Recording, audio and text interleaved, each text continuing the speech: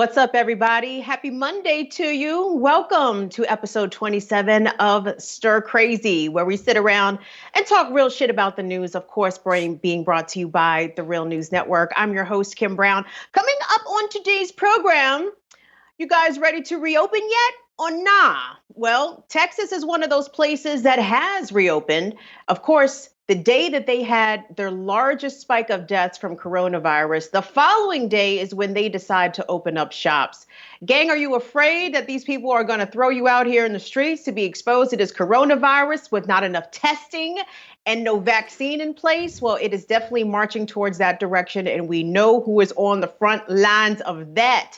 Also coming up today, racism and police brutality. Well, they don't take any days off during pandemic or not. There's some very shocking and stunning video of New York City Police Department harassing and brutalizing citizens standing on the street. At the same time, they are very kindly and gently distributing masks to white New Yorkers who are frolicking in the park, not social distancing.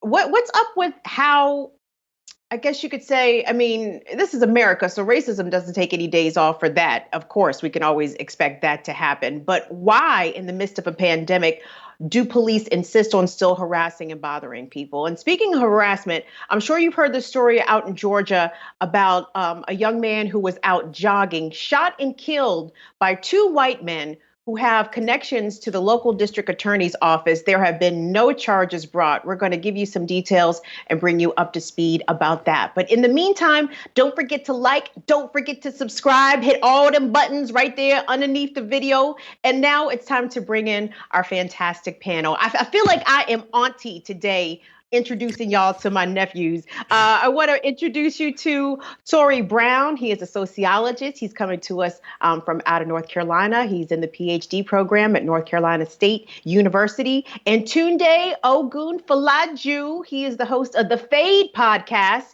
And he's also host of an upcoming show that's going to air here on The Real News. It's called Why You Should Give a Fuck. Gentlemen, oh, y'all come here. Give Auntie a hug. Yes, yes. Come here, baby. Yes, yes. Fuck, I like it. Yeah.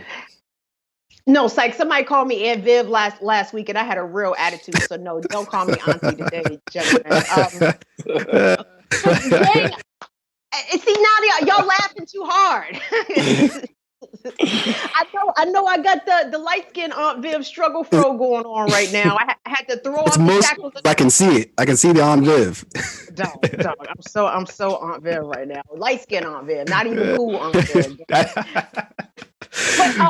gang, the first story I wanted to start off with is the one about the Amazon VP who allegedly quit the country, the company, resigned his position as one of the leaders in management because of the company's treatment of those who have been organizing at the warehouses, including people like Chris Smalls, who was on Stir Crazy on Friday. He's the guy out of Staten Island who got fired after Amazon trumped up some bullshit to try and run him off the job because he was speaking up about the poor working conditions, the lack of safety precautions, and of course, the shit paid during a pandemic. Taure, when you hear about this gentleman who is possibly giving up, I think, close to $1 million in compensation, resigning on what appears to be principles against how Jeff Bezos is treating workers who are further down on the scale as far as Amazon is concerned. What are your immediate thoughts? Well, I mean, immediately, you just got to give credit to the workers, to the folks that are on the ground organizing, that are doing the hard work day to day right there on the warehouse floor. I think this action itself kind of proves that, what they're doing is being effective. I'm not, overly concerned, unfortunately, about how much money he lost or the act. I think it is a good act at what he did, but we'll see what he continues to do. Will he continue to kind of validate the stories of these workers? Will he continue to organize with them to kind of show what was going on internally in Amazon? I mean, if he's willing to do those things, then yes. But materially, I think he'll be fine. He'll probably get picked up by some other company who feels like they have a more liberal or progressive kind of mindset. And I think that that's maybe somewhat that's a little dangerous, that if he attributes how Amazon treats its workers to the culture of Amazon, making it specifically about Amazon, and not to the overall culture of capitalism in our society. Tunde on his blog. So this guy's his name is Tim Bray. He was a vice president, senior engineer at Amazon Web Services. What he said reads in part, quote, remaining an Amazon VP would have meant, in effect, signing off on actions I despised. So I resigned. Tim Bray, is he going to be? I mean, first of all, that's nice. I'm glad he quit his job. But, you know, he was probably making very high six figures. He's not struggling like somebody like a Chris Smalls, who actually gave up his source of income, you know, to provide for his family. And I'm sure, you know, Chris Smalls and Tim Bray are in two different tax brackets. Totally. What are your thoughts about Tim Bray versus how Chris Smalls has been covered?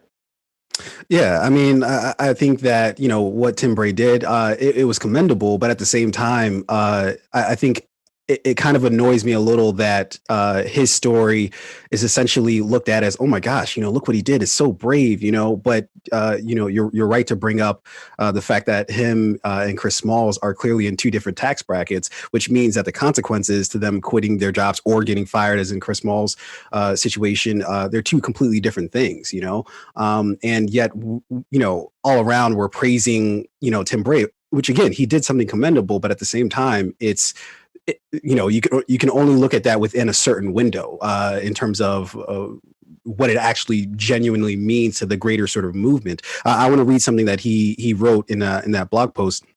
I believe he wrote, Amazon is exceptionally well managed and has demonstrated great skill at spotting opportunities and building repeatable processes for exploiting them. It has a corresponding lack of vision about the human cost and the relentless growth and accumulation of wealth and power. And that statement that he wrote, I think that is the most important thing out of this whole scenario, is that he outlines clearly what the scenario is, and what I think is, and this is just what I believe personally, is what the scenario is going to be whenever you have a company that gets to a certain size, right? That this is just almost an inevitable sort of scenario within the realm of capitalism, just like Taure was talking about. You know, it's one thing to think, okay, maybe this is like a one-off situation, and him quitting, you know, Amazon, you know, that's a step in the right direction. But the truth is, when you take a step back to look at the wider scope of everything that's going on, especially what this pandemic is highlighting, there's something fucked up about this entire system of putting profits over people, and that's, I think, what he's trying to highlight by quitting you know, his job at Amazon. But again, you know, I'm not going to sit up here and, you know, and again, I think what he did was right, but at the same time, I'm not going to sit up here and, oh my God, you know, all hail Tim Bray because he quit Amazon.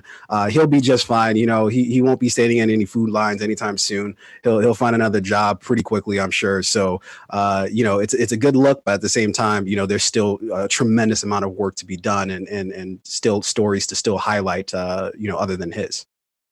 The Feminist News Network in the comments says Amazon VP needs to help workers unionize now that he doesn't have a job. Let that be his new job. Boop. I don't disagree with that. And I wanted to ask y'all a question, like a personal question, I guess, because, you know, it you know, fuck Amazon, because they're so goddamn convenient. And it really pisses me off that I have to confess that I have an Amazon habit. And I didn't make any purchases on May the 1st, you know, respecting the workers' strike. But, you know, Amazon gets a not insignificant amount of my coin. And I'm embarrassed to even say that, because I feel as if I'm supporting this fucked up capitalist entity just for the sake of convenience, Tori. I mean, how do we measure that, or how do we weigh that? Or am I as equal as a piece of shit for still shopping at Amazon because I know how they get down for their workers? Yeah.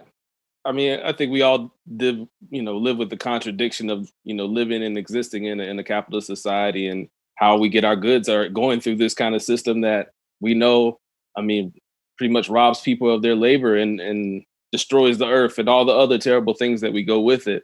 In the case of Amazon, I've thought about this a lot, and I know other people maybe talked about it. You know, it's not that I need to even see Amazon disappear, right? Obviously, that it serves a powerful function for how we get things, right? But who should control that? You know, should it be in the hands of Jeff Bezos? Should it be nationalized? Should it be like, you know, we own this shit now. We're taking over this shit. And I think that that's maybe where I try to keep my focus on is like, all right, how can we take over this shit and put the power back in the hands of the people when it comes to Amazon. As far as like living with the contradictions, I mean, yeah, I think that you have to do what you have to do. For instance, if you're disabled and it's hard for you to get out, and Amazon is easy for you to get products at your front door, I mean, who am I to say, yo, you're a full blown capitalist supporter for joining in and purchasing these items, right? So I just encourage people to, rather than like, you know, focus on your own personal guilt within it, is like, what are you doing to help organize folks? And what are you doing to help kind of push towards this new realization of society? Are you telling folks like, yo, we should own Amazon, like that shit should be nationalized, or that the workers should own that shit, or whoever, you know, a masses of folks, right, should own it, not this one guy that sits on, you know, Mount Olympus, wherever that is, and kind of rains down upon us. And we should be grateful for all this hard work and how great he is for making these things efficient, which, you know, the efficiency really rides on exploited labor. Mm. Yeah. Cryptical says, oh, I'm sorry. Go ahead, Tunde. No, yeah. What I was going to say is, you know, I completely second that. But I think it's a case where Amazon, just like all these other companies, they know how to capitalize on the things that we want, right? So they give us the things that we want, but the dark side of that is that people suffer on the back end of that, be it you know, in this case, the Amazon workers, that they're working in just terrible conditions. And you know, again, this coronavirus or COVID-19 is highlighting just how much they don't give a fuck about the workers. So the terrible part about all these corporations is that they force us to choose, right? So they make you, Kim, feel like, oh, hey, maybe I'm a piece of shit for ordering all this Amazon stuff. Meanwhile, it's a great service. You know, it's undoubtable that it's a great service, and it really helps people out. Like I have a friend who works for UPS. And I actually asked him, I was like, man, you know, I feel terrible for like ordering things through Amazon or doing this. He was like, man, look, I ordered stuff the other day, you know, I expecting it to arrive in the mail, you know. So it's a case where it is a service that everybody needs, but at the same time, just like what Tori was saying, is like we have to change put our attention in, okay, well, how can we make things better for the workers if, you know, the company just isn't going to do it, you know, through the kindness of their own black heart, you know, so to speak. They are some black-hearted bastards, aren't they? So Cryptical from the comments says, Amazon vice president is a working class soldier, exclamation point. Well, speaking of some black-hearted bastards, we know a number of states are ready to reopen up. A number of them already have after the pandemic lockdown, and shelter-in-place orders have expired in a number of places. And Texas is one of those places. Now, why are we talking about Texas? Well, on the day before, Texas was set to reopen stores and restaurants at limited capacity, but still reopening up shit. They had their highest single day death toll from coronavirus. 50 Texans died in one day, over 1,000 positive coronavirus tests in the same day. And then the following day, they decided to reopen shit. So, you know, Tori, I know you're in a state that has some contradictions, because I believe the governor of North Carolina is all about still sheltering in place. But I think there's a couple of rogue counties who are determined to get businesses and whatnot reopened. Given the fact that we don't have adequate testing, we're certainly not testing at the levels that many experts say we should be. Doesn't appear that we're even going to get anywhere near that threshold of somewhere between 2 and 5 million tests, you know, per day. I think we're right now at around 200,000, which out of a nation of 330 million ain't shit.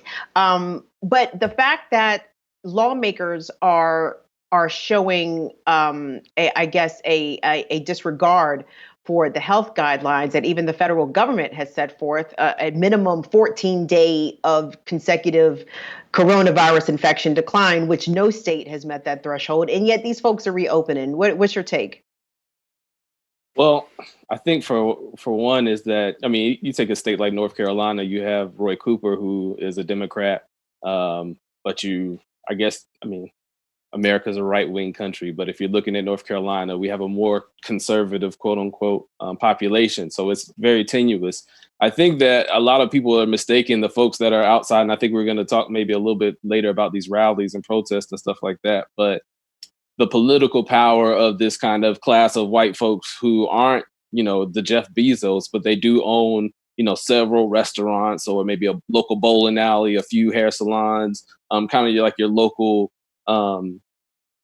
smaller capitalists, right? And they have kind of political power in the especially if you're talking about in the local context. So they've kind of organized themselves and pushed this kind of narrative that it's big government coming down on us, and they're kind of capitulating towards that. And I think that that's really, if you're talking about who really supports Trump and likes Trump, yeah, maybe it is a good population of poor, quote unquote, white working class folks, but really it's some white folks that got money in their pockets, and you can look from the protest and see like these ain't just poor folks. They got planes and shit, plenty of banners, all that kind of stuff. Somebody got to pay for that. So yeah, and those are the folks that kind of put those kind of the mass pockets into those kind of state politicians. And I mean, even the Las Vegas mayor, I don't know if y'all saw that, but she was just outrageous to say the least. Talking extra crazy. Gang, so people drive everything, right? People drive the economy. People drive the whole world. So if you have a pandemic that is fucking up people by the thousands, killing by the tens of thousands, sickening by the hundreds of thousands globally, you don't have an economy. If people can't, if they're not well enough to work, or if they can't support themselves or survive the coronavirus, you don't have an economy at all. So, Tunde, there's no doubt that the racism is all in this policy simply because of who is dying right now from coronavirus. Thus, the rush to try to reopen things, because it ain't the reopen folks out, the rallying people out there getting sick and dying. It's Black people, it's brown people, it's indigenous people who are disproportionately dying from this virus in great numbers. Yeah. Yeah, I think this is another case where, I think, and even conservatives, I think, might have to concede to this, right? Is that, they tend not to care about something until like it affects them, right? So in Texas, unless I'm mistaken, there's something, there's like a little less than like 1,000 deaths overall from the coronavirus.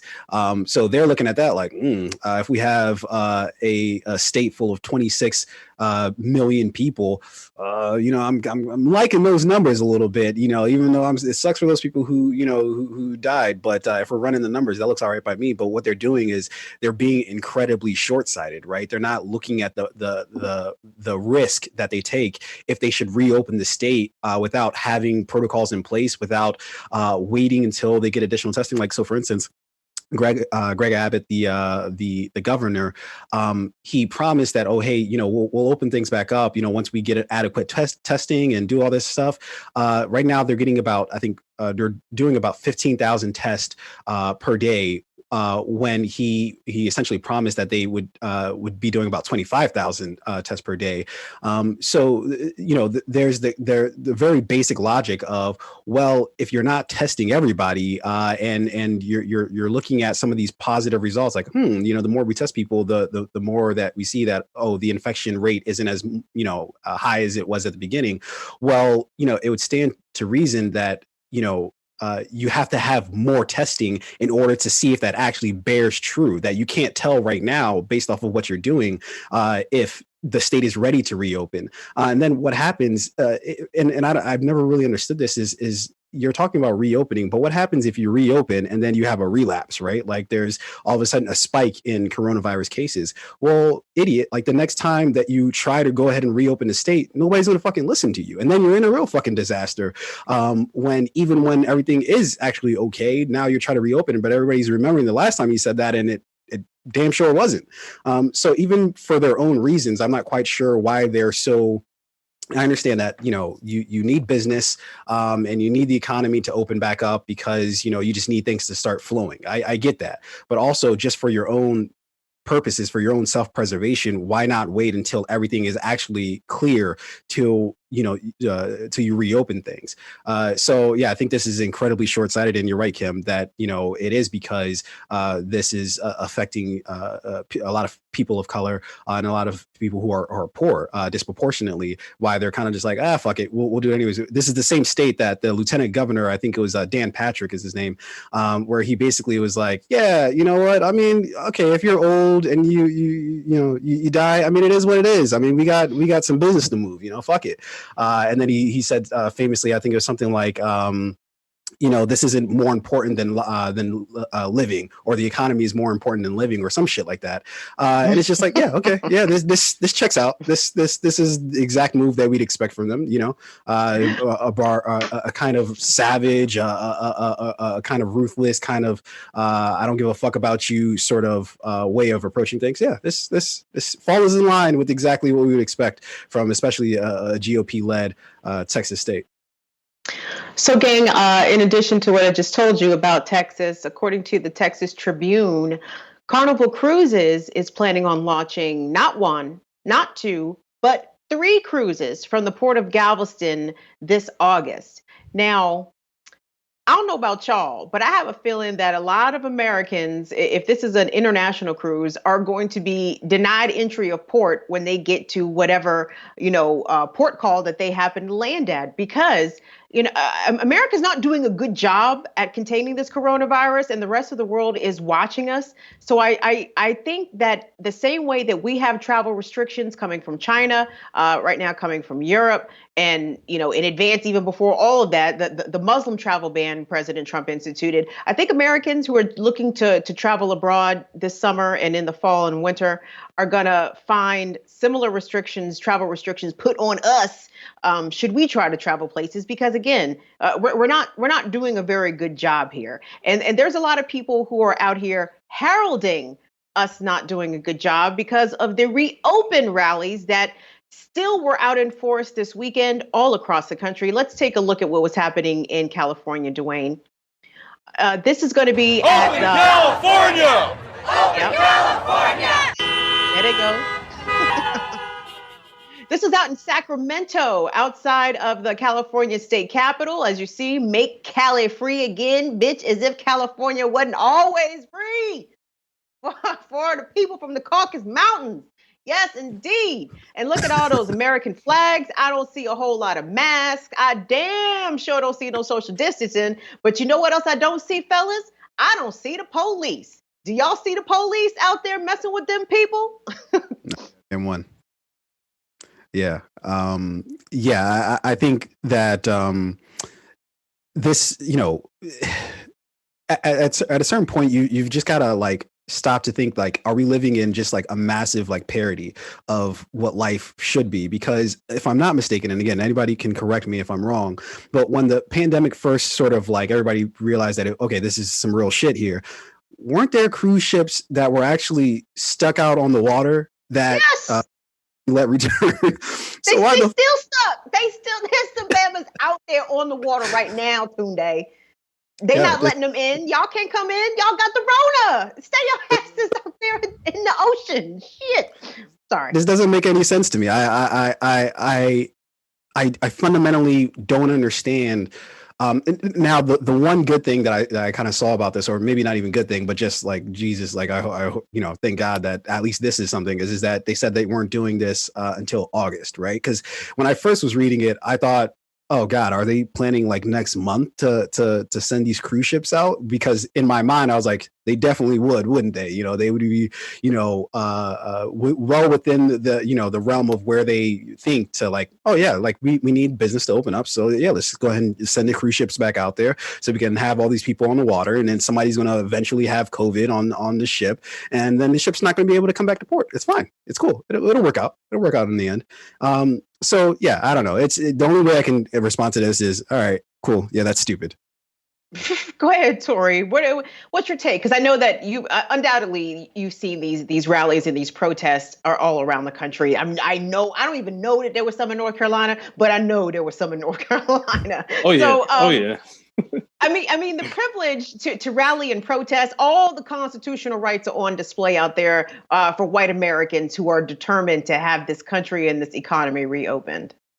Yeah. I mean, it's kind of clear, right? You could see the contradictions, quite clear about how, these folks are able to come protest right there at downtown Raleigh, North Carolina, and other downtowns across the United States with guns blazing, full tactical military gear, helmets, and all kinds of other shit, right? But I think that maybe we get too caught up in the idea of privilege and the conversation of privilege, not the idea that the fact that privilege does exist, right? Obviously, you get advantages. But if we're really trying to analyze this situation, is that these motherfuckers on the same team. Like they believe in the same institution and the same purpose, and that's why you see them treating them oh so well, because they know essentially they're on the same side, right? And they believe in the same things, and they want the same things. And if most of the police, look at the burner accounts from police on Twitter and see what politicians they support, what actions they support, the liberty, freedom, and all this kind of other shit. So, it's past just the idea of, white privilege. It's about white power. It's about white institutions and how these institutions are organized to protect, wealthy, or people who at least think they're wealthy, white landowners or white capitalists. And you're seeing it right there. Well, speaking of, people that are on the same side and basically talking about people who are not on the same side as us, the police have been behaving like police, just put it that way. In New York City, where they've had decades long issues with over policing, with targeted policing, stop and frisk, et cetera. From Bloomberg to de Blasio, they all claim as if stop and frisk policing is something of the past, something that does not happen anymore, which is complete bullshit. And there was a video that was circulating social media over the weekend. Let's run the video, Dwayne, and then let's check out the tweets, because this officer does get identified, but just want to give everyone watching a heads up. This is graphic.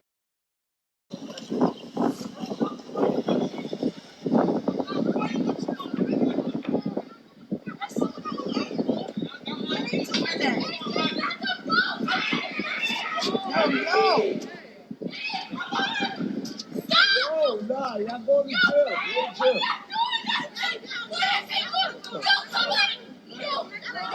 What's going on? I didn't do nothing. Don't tell me about that.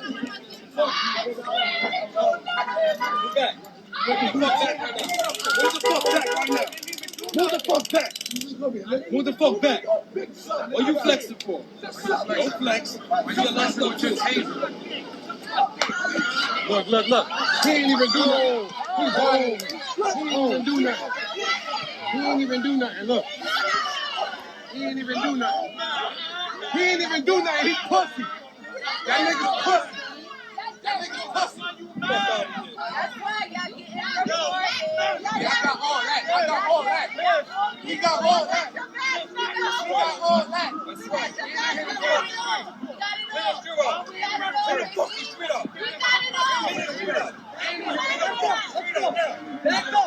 Back up. So that video was posted to the Twitter account of Dr. R.J. Kavanaugh, Rebecca Kavanaugh. I believe she's a public defender in New York City. And what you saw was bystanders noticing a separate police incident. They were recording the police incident, and then all of a sudden, one of the cops comes over and allegedly, it appears as though he tases one of the bystanders. You saw the man, just completely out of his flip-flops on the ground, not appearing to have done anything to have deserved that, with the exception of having the audacity to stand by and film New York City Police Department while they are committing acts of brutality. So that officer actually has been identified. And just by the way, that this happened on Saturday evening in Alphabet City in Manhattan. Rebecca Kavanaugh on her Twitter account identifies the police officer as his name is Francisco X. Garcia, badge number 19234. He works for New York City's Housing Authority Anti-Crime Unit. And according to Ms. Kavanaugh's Twitter account, She says that the city has paid out over $200,000 to settle 7 civil rights lawsuits filed against that officer specifically. And if you go to her Twitter account, she does post a link that takes you to some of those cases. And, Tori and Tunde, I mean, guys, police brutality against people of color, Black, brown, indigenous, is American as apple pie. At the same time, um, it stuns me, and it doesn't stun me at the same time that during a pandemic, police are still out here fucking with people, like still out here determined to put their hands on people, still out here determined to lock people up in Rikers Island where there is an outbreak of COVID-19. Tori, when you saw that video and just knowing all the circumstances, even though we don't know the particulars of that given incident, but just knowing the overarching scenario of what New York City is like right now, what's your take on what you saw? I never need to know the particulars, right? I know the institution and why it's organized the way it is and the purpose that it's supposed to serve. The fact that they paid out $200,000 in civil rights violations, I think that the people who ultimately benefit from the protection of the police would say that's money well spent, right? As long as these folks don't realize who I am and don't come storm my neighborhood or take what I have, that's money well spent. For me, I mean, it's just, I just see it and just, I mean, you could say like, fuck the police, but that doesn't even begin to even reduce the anger that kind of just boils up. I feel proud about the righteous citizens who stood up and kind of, challenged these cops, even though they didn't have maybe the resources or things around them to really defend themselves in a way that was maybe beneficial to the person. But still, like, I just got mad love for them just saying, like, this is fucking wrong. And I can't sit by here and watch you do this. And I just look forward to a day where we don't have a society where the police exist, right? That we can handle and answer our problems without this kind of ugly ass institution that exists to kind of beat people's ass. But the fact is that they know they won't be held accountable because they're fucking with the right kind of victim. So if the majority of society views Black and brown folks than less than, then that will always justify the violence that goes against them in the eyes of the mass public, I would say. So Tunde, the New York Police Commissioner announced yesterday that officer has been stripped of his badge and gun. He's been placed on deck duty while an internal affairs investigation is taking place. The city has already paid out over six strong figures, 200,000. That's nothing to sneeze at, bro. If you cost your job $200,000, you think they're going to bring you back and tell you, Tunde, job well done? You know what I mean? Like Dwayne is switching this right now, and you can ask him that if you want. He's he's the person responsible for all the tech stuff at the Real News. So ask him if I could break $200,000 worth of something, and if I'd still be employed. Of course not. Tunde, we just want you to stay home for a couple days. We know you didn't cost the company $200,000, but listen, you just leave your camera and your microphone in your desk. Just go home, just relax, chill out for a couple days, and when you get your shit together, you can come on back. We'll see you soon, and then I'll never see you guys again. I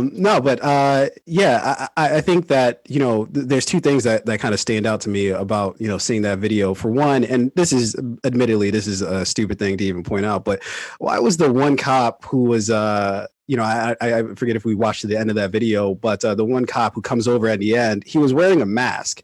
And I just couldn't figure out for the life of me why he was wearing a mask, because if your whole goal is to stay away from people, then why the fuck are you fucking somebody up in the street? Like, what is the point? Like, I don't understand what you think you're doing with the mask. But anyways, that's a minor point. Doesn't really matter, neither here nor there. But the main thing that I wanted to get to is just, there's always this dynamic.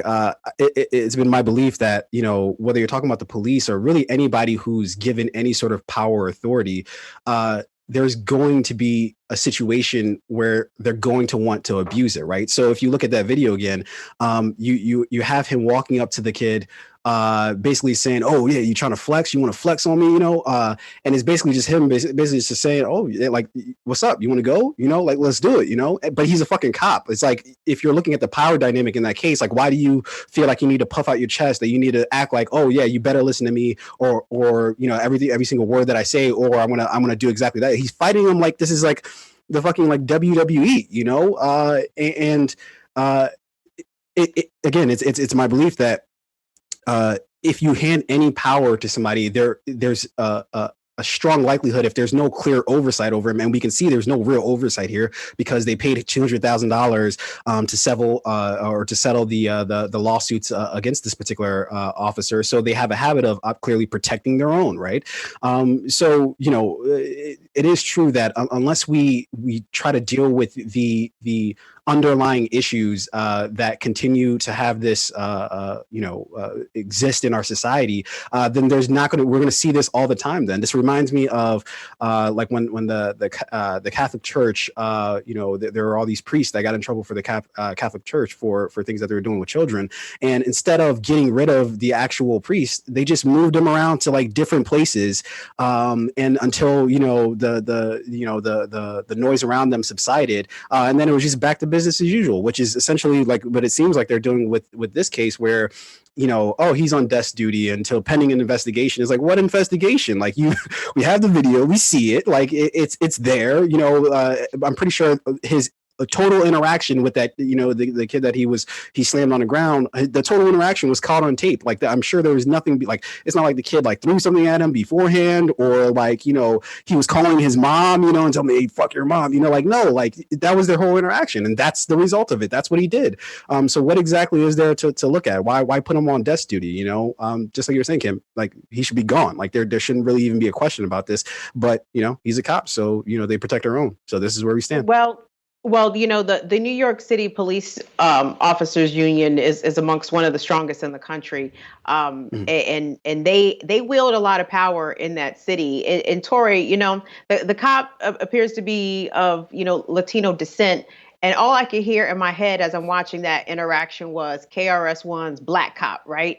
Because people look and I guess have some odd default assumption that if it's a cop of color, then this person may be, more considerate or more understanding to the needs and the nuances of the community. But oftentimes trying to show off for the white cop, as Ice Cube said. I wish I could quote that Cube song exactly to the letter, but I can't right now. But the fact that this was a non-white cop appearing to brutalize non-white people, that's also not a shock nor surprise. No, not at all. I mean, that same kind of thing has been going on, since the days of the plantation, right? And we know that the police evolved out of kind of the slave patrols. But you have these cops that folks figure, oh, you're Black, you might know, you have a better understanding of the community, or you're Latino, or whatever good identity you have for PR purposes. Folks think like, oh, well, this person has a better understanding. But you can see, like, I'm going to show out, and a lot of these people still continue to believe the same racist ass narratives about their own people. They internalize that shit just like everybody else. So they may do think that Black folks are more violent and shit. Like, oh yeah, or whatever they need to believe to justify the ways that they act. And these folks, this is especially if you're talking about Black cops or Latino, whoever the case may be. These are people that often have identities that are marginalized in society. So this is a way for them to kind of enact that power out, right? This is a way for them to kind of do it. And I think that's kind of what Tunde was saying too. So, I'm not surprised at all by this cop. And, I think that the thing that I am surprised about is the ability for these cops to go back to their communities, to still hang out at the barbershop, to still, kick it with your family and your friends or wherever you from, and not be treated as like, yo, you a rat ass mug. Like, I don't know what, So. we don't have no police like that close in my family. So I can't relate to that. At least not, in the immediate family I interact with, but I have no idea how these people do these things and then go back home to their community. Well, Tori, so, to follow up with that, I think the reason why is because it's always the people that we know that it's hardest for us to accept the shit that they do, right? Like, so, if your parents, if your siblings, if your son or daughter does something that's fucked up, sometimes it's just hard for you to admit that, hey, that was a fucked up thing, and you got to own up to it. Especially when it's something that can get them put behind bars themselves, or just have something that clearly as somebody who's related or friends with or whoever. So you're much more willing to be like, it's kind of a, I can see where he was coming from, or, I can see what was going on. Like, no, like, and we do that all the time with our lives, right? We have people in our lives, I'm sure, that do things that are extremely fucked up, and we're much more willing to be accepting of it because we know them, because they have such a closeness to us, because we know them on a personal level. I guarantee you that the cop in that situation, he has friends, he has family who are like, no, he's a perfectly great, person. He comes to the cookout, or he was able to pick me up from practice. Like all sorts of shit or whatever, excuse that they want to make for him. But there's one more thing that I wanted to highlight is that, this comes on, and clearly that didn't end in death, but this is just on the heels of Freddie Gray's passing, and we're 5 years removed from that, and we actually did a piece, shout out to Eddie Conway, Erica, Cam, everybody involved with that project, that's on our YouTube right now and our website. Go check that out. But we're 5 years removed from that Andy uprising in Baltimore, and here we are still looking at this every single day, that this is just going to be something that's prevailed, that's continuous in our society, until there is a mass movement to take care of this, not just from the people that it actually affects, but from everybody, to say enough is enough. We're tired of seeing these fucking videos. We're tired of losing our loved ones. We're tired of knowing people who've passed away. Until we as a society decide that we don't want to do this anymore, it's going to be there. From the comments, Black Magic says, the police are supposed to de-escalate a situation. This is clearly not that. No, you're right about that, baby. It's clearly not a de-escalation. And, Tunde, you talk about Freddie Gray. Obviously, we're marking the 5th year since that happened, along with the uprisings. But it's been, I think, 8 years since Trayvon Martin was murdered by vigilante racist George Zimmerman in Florida. And there was another incident that happened in Florida. This one, it happened sort of as the pandemic was breaking, and it didn't get, I don't think, the right amount of coverage that it deserved, because it's still actually an ongoing story where a young man was jogging, minding his fucking business, getting some exercise, when he was chased down and shot and killed by 2 white vigilantes, allegedly. Let's go to the video. Well, this shooting happened in Glenn County back on February the 23rd, before the coronavirus pandemic. But the case was transferred to Ware County because of the shooter's family's ties to local law enforcement. The case was then transferred again to the Hinesville District Attorney's Office for the very same reason. Arbery's family says the use of deadly force just wasn't necessary, and they want the shooter and his father held accountable. I'm out here at Satilla Shores. There's a black male running down the street. Where at Satilla Shores? I don't know what street we're on. Stop right there. That's the voice of former district attorney investigator Greg McMichael, suspecting 25-year-old Ahmaud Arbery was burglarizing houses under construction at 1:08 p.m. in this Brunswick neighborhood. According to the police report, McMichael called for his son Travis, who grabbed his shotgun because they didn't know if the male was armed or not. I just need to know what he was doing wrong. Was he just on the premises and not supposed to be? He's been caught on the camera a bunch before at night. Kind of an ongoing thing out here. Police say McMichael then armed himself with his .357 handgun. He and his son followed Arbery, who was running for 2 blocks. Before the report states, McMichael shouted, "Stop, stop, we want to talk to you." They pulled up next to Arbery, and police say the former investigator's son exited the truck with a shotgun. McMichael told police Arbery then violently attacked his son, and the two men started fighting over the shotgun. Travis McMichael fired 2 shots, killing Arbery at the spot of this memorial. Police say the McMichaels rolled Arbery over to see if he had a weapon, and no weapon was found.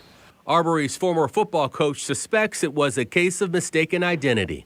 People are known for jogging that area all the time, and people know Ahmaud jogs the area. Like, he would stop, and sometimes he was in the middle of his workout, and he would just play like basketball with the younger kids. He'll sit right out there in the street and just kind of shoot hoops with the kids, and then, at the end of the game, he'll just go back to jogging. That's the kind of person he was. Everybody knew him for exercise. Arbery's best friend says the community deserves to know the truth. It's not about one race, because we're all a community, and we all see this as a tragedy to the community. It's not about black. It's not about white. It's not about a race. We can't make this about race. It's about what's right and wrong and what happened.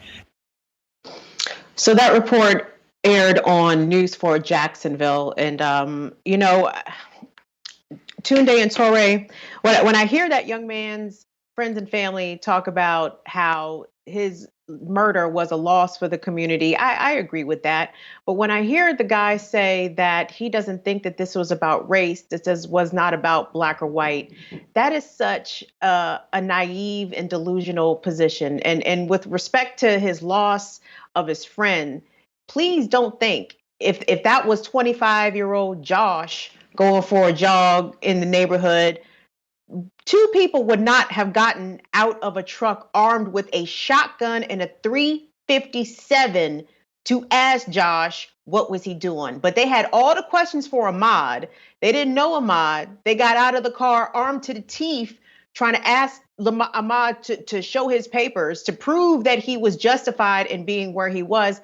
And unfortunately, Ahmaud lost his life. But Ahmaud, to his credit, can you imagine how horrifyingly scary that must have been if you're just out for a jog and you're black in Florida and 2 white men get out of their truck and start chasing you with a shotgun?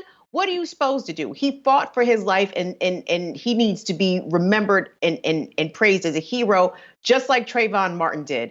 And I'm sorry that I'm getting a little flustered, because when I see these things, not only are they heartbreaking, but they're infuriating at the same time, Taure. And so the latest about this is these 2 men with connections to the district attorney's office in that area have not yet been charged with a crime.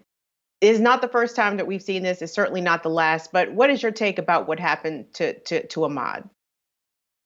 Yeah, it's just it's hard to put the words.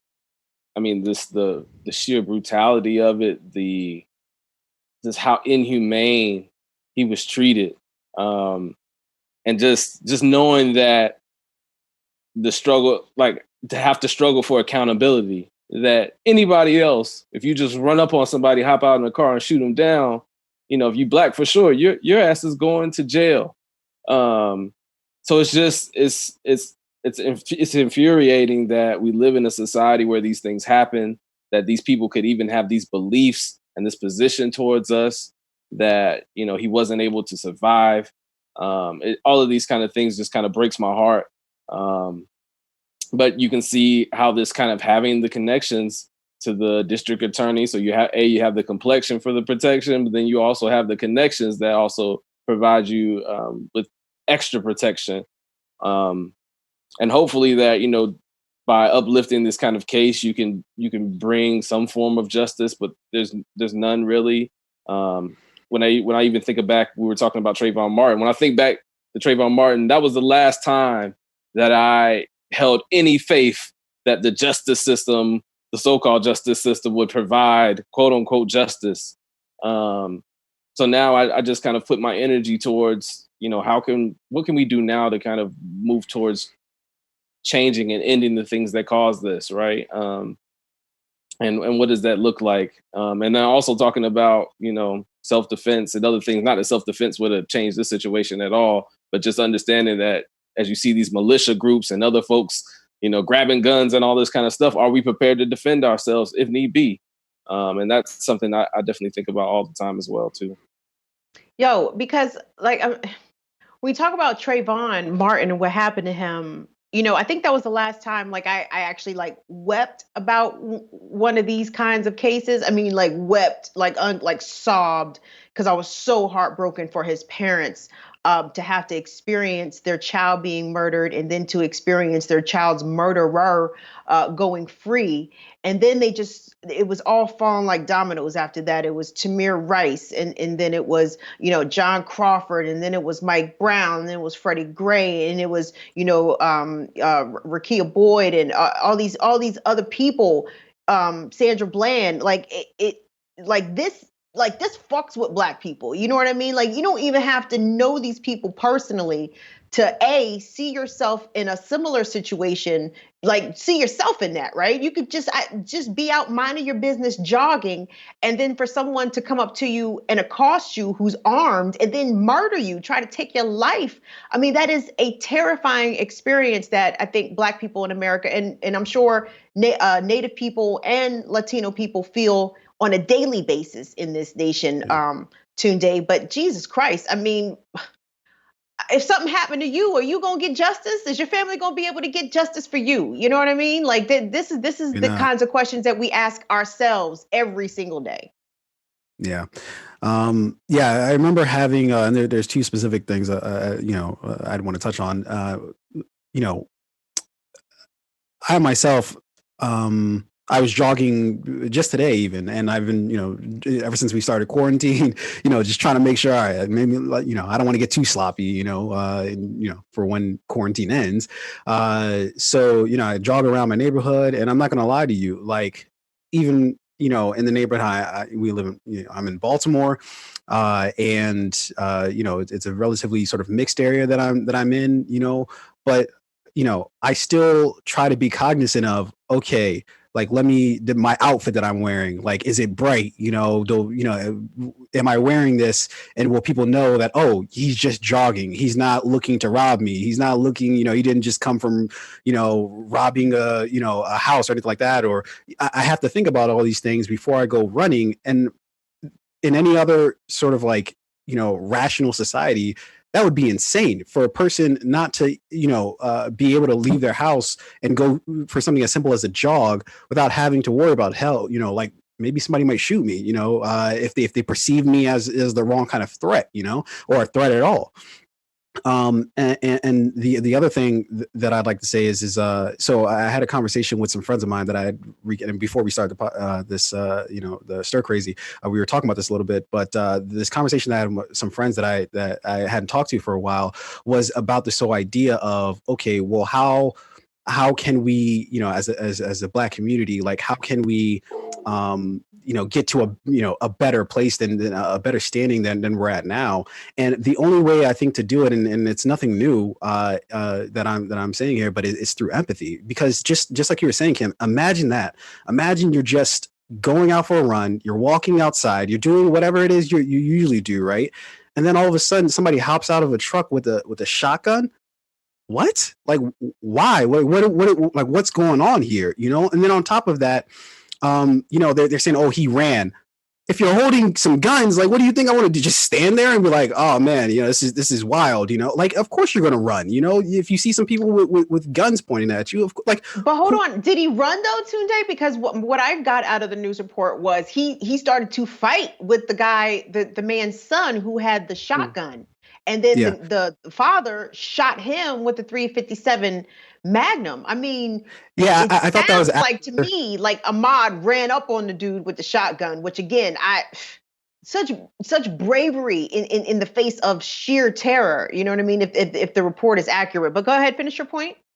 Yeah, so that's what I thought happened. I thought that he ran a little bit away from them, and then they like jumped in like the car and then chased after him or something like that.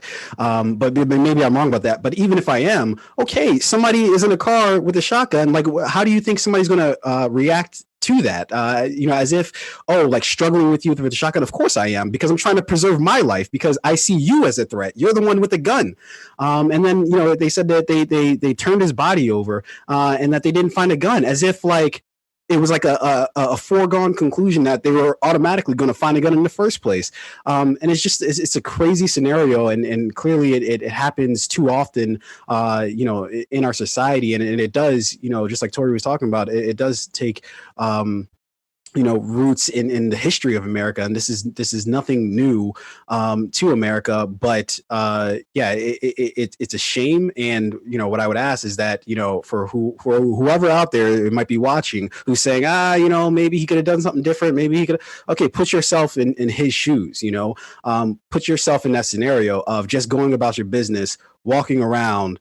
And then all of a sudden somebody hops out of a car with some guns, and then you're dead. Or what if that's your family member? What if that's your friend? Try to have that empathy of stepping into somebody's shoes, and imagining what that life is like, because that's all too but a real reality, especially if you're a Black male in America. Well, and Black female too, dear. I just like As to point that well.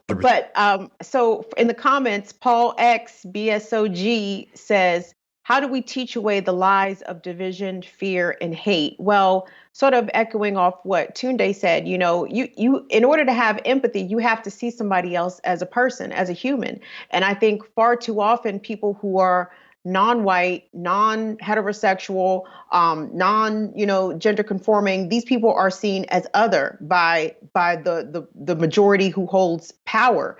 And you can't expect them to have empathy if they don't think that you're a person. You understand what I'm saying? And I think that's the case that we saw not only here, but with the case in New York City as well. Even though that cop appeared to be Latino, he didn't view them people that he was harassing and brutalizing as people. He viewed them as, miscreants or people who are disruptors, or somebody that was trying to interfere with his job. And the fact of the matter is, like, we can't rise until the recognition of our humanity happens. And the chances of that happening, Taure, if history is a good barometer, is never going to happen. At least I don't know how much longer we're expected to wait for America to recognize us as full citizens. I mean, it's been hundreds of years. I suppose it'll be another 200 to 300, 400 more.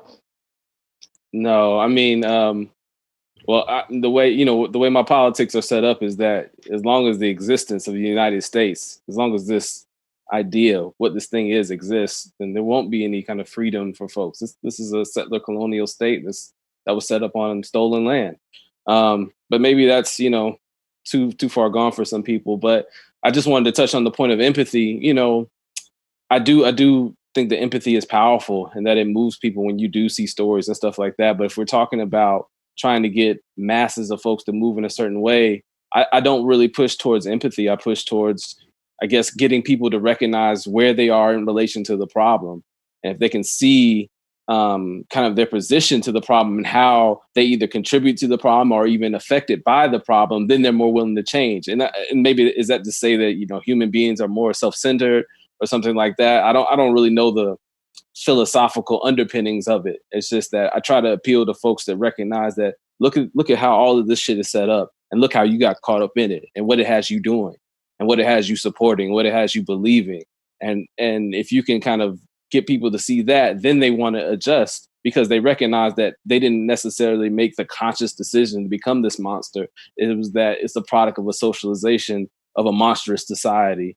And I think that that's really kind of, if you can do that on a mass scale, is where you're going to kind of produce at least that revolutionary consciousness.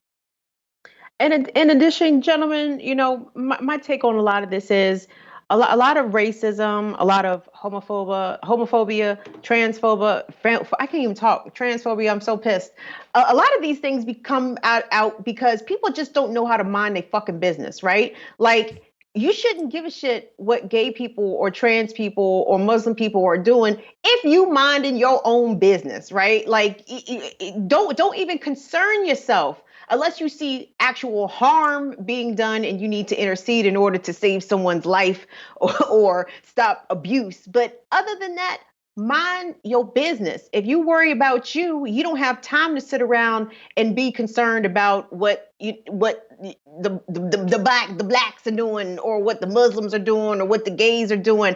Mind your business. Just start. Let's start there, and then we can work on everything else. But if you take care of home, you don't have to worry about what your neighbor is doing. You don't have to get pissed off about what your neighbor is doing. Why? Because they minding their business, and you should probably do the same. But that's my 2 cents there, boys. Yeah, but Kim, if I can add into that super quick, like, but I think that is part of the problem, though, is that to them, they actually are minding their business, meaning that, they look at their neighborhood, they, look at the people who showed up at, the Capitol with the guns and this and that. They view this as their, okay, they view themselves as soldiers who have to go out to war. That's their job to them, even though we might perceive that this is crazy. Like, dude, you're a plumber. Like, why are you walking around with a shotgun? We might perceive it as that, but they perceive it as no, like, this is my neighborhood, this is my state, this is my, whatever, this is my country. And anybody who infringes upon it, or anybody who I perceive as to be an other, they've got to go down because this is mine. When you perceive something as yours, yeah, then everything is your business, right? Anybody who's running in the neighborhood, anybody who's walking around, they're in your business in that situation. And so I think that's part of the mentality that has to change, is you have to stop, certain people have to stop looking at this as if it's just theirs, right? As if there's nobody else in the world, as if there's nothing else outside of them that exists in the world, that there's other people doing other shit. And yeah, like, it's not yours, and it's okay that it's not yours. You have your house, you have your yard, you have your whatever. Okay, that's yours. Everything else isn't necessarily yours. It's something that we share together. And so I think until they stop looking at it from that perspective, yeah, we're going to see these results where people are treating it as if everything is theirs. Sorry, I'll let you get the last word. Yeah, I wanted to touch on that. I think that if you're talking about, especially these white men, they view it as, this is our property, this is my birthright, this is my country, manifest destiny. And if you don't appeal to or believe in it, then you either need to get the hell out, or we're going to take you the hell out. But I think that folks just need to not focus so much on the individuals, right? And even not to say that if we're talking about cases like this, definitely they should get attention, but just focusing so much on, the outward racist, the Klans member, even the folks that are downtown protesting, right?